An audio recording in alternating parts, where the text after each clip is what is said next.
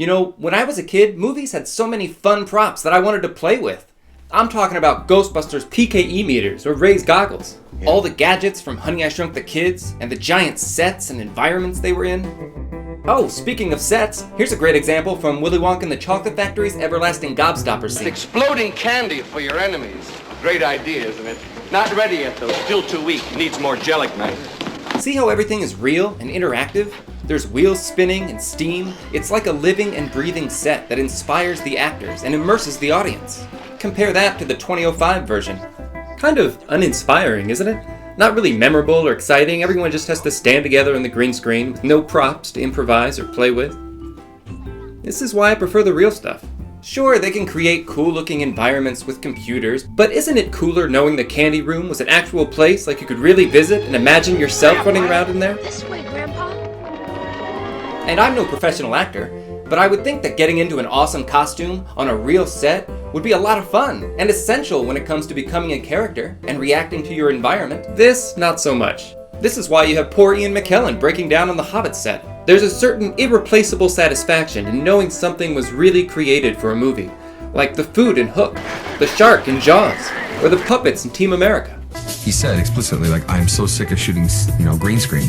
I'm so sick of shooting CG stuff. The idea of shooting everything practical and a real explosion on a real little car and all this was as appealing to him as it was to us. And this is a big reason I like to do Perler Bead art versus strictly digital pixel art. I feel like it makes my work more tangible, handmade, and truly unique. CGI is okay, but no matter how good it looks, or how bad, you know it's not really there, and that's just not as cool to me.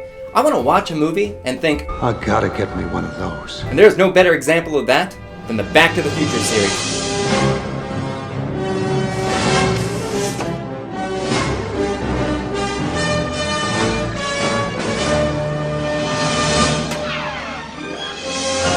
Oh man, I wanted a hoverboard so badly. Or those power-laced Nikes. Of course, there's the DeLorean itself with the flux capacitor and Mr. Fusion, and a million other cool props and accessories. Man, I'm sure a lot of those are in like a film studio warehouse or museum at this point, but I'd sure like to get my hands on them someday. I gotta tell you, it was tough to narrow this set down to only 9 items. Back to the Future has no shortage of cool things I want to pay tribute to. But we gotta restrain ourselves. Here we go, my Back to the Future magnet set. This is what makes time travel possible. The flux capacitor.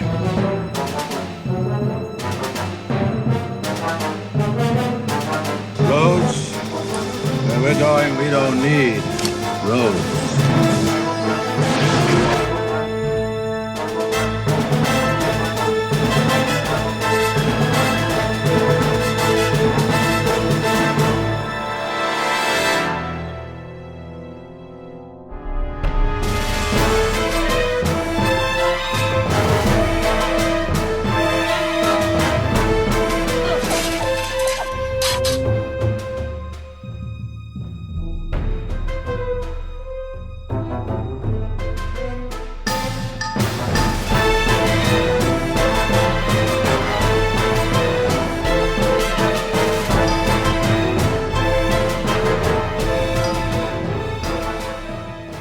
Great Scott! These things turned out pretty sweet.